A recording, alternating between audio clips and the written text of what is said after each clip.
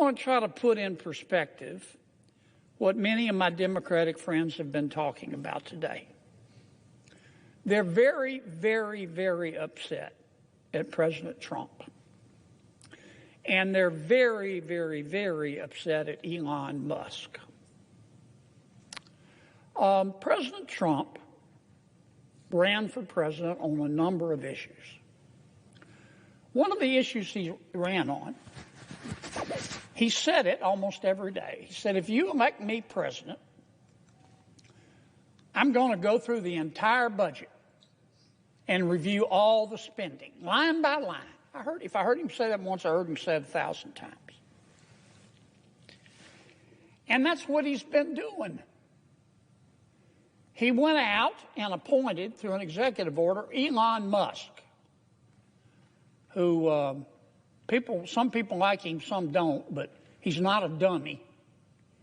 He's a very successful business person. He's got a top secret security clearance.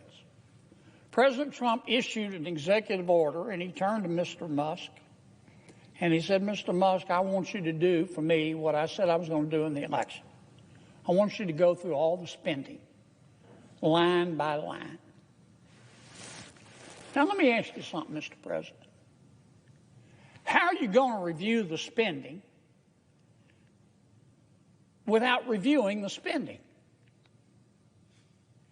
How are you going to audit the spending by an agency without auditing the agency? That's what I mean when I say common sense is illegal in Washington, D.C. I mean, people in this town, not just my Democratic colleagues, they're really upset. They've never said anybody question their spending. But that's what Mr. Musk is doing. But you know, I've listened. This has been going on for a week. People have been screaming like they're part of a prison riot. Oh, my God, look at what Musk is doing. He's looking at the spending. And I've listened to people talk about the process and debate whether it's constitutional and discuss how many lawyers can dance on the head of a pin. But you know what? I haven't heard one single person who's upset with President Trump or Mr. Musk talk about what he's found.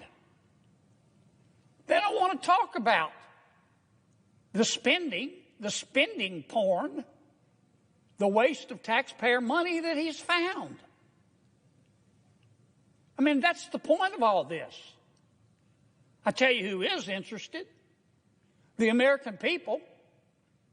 The people in America who get up every day and go to work and obey the law and pay their taxes and try to educate their kids and try to do the right thing by their kids and try to save a little money for retirement, and have had to live through 20% inflation under President Biden and wasting taxpayer money. Now, Mr. Musk started with the USAID. That handles a lot of foreign aid for America. American people are very generous. In our country, when you're homeless, we'll house you. When you're hungry, we'll feed you. In our country, when you're too poor to be sick, we'll pay for your doctor. And we send a lot of money overseas to help our world's neighbors. And the USAID is in charge, in large part, of that. But I'll tell you what Mr. Musk discovered. I find it fascinating. He discovered that the American taxpayers are giving money to Afghanistan. He found that we are giving money to Yemen. He found that we are giving money to Syria. I didn't know that. Some of our foreign aid is going to Yemen, Afghanistan, Syria. He found that the USAID has 10,000 people, employees, And every year they give away $40 billion. Mr. Musk also found, and I'm not saying that all of this money is wasteful. I'm not.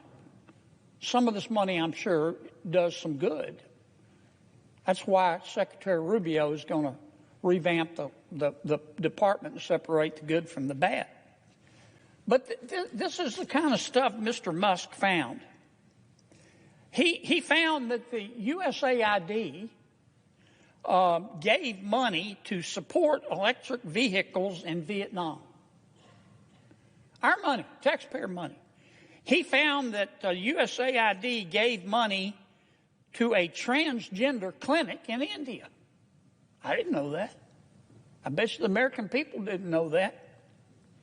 He found that the USAID gave $1.5 million to a Serbian LGBTQ group called Grupa Izladaji. I probably mispronounced that. My apologies. Anyway, they got $1.5 million to, quote, advance diversity, equity, and inclusion in Serbia's workplaces and business community.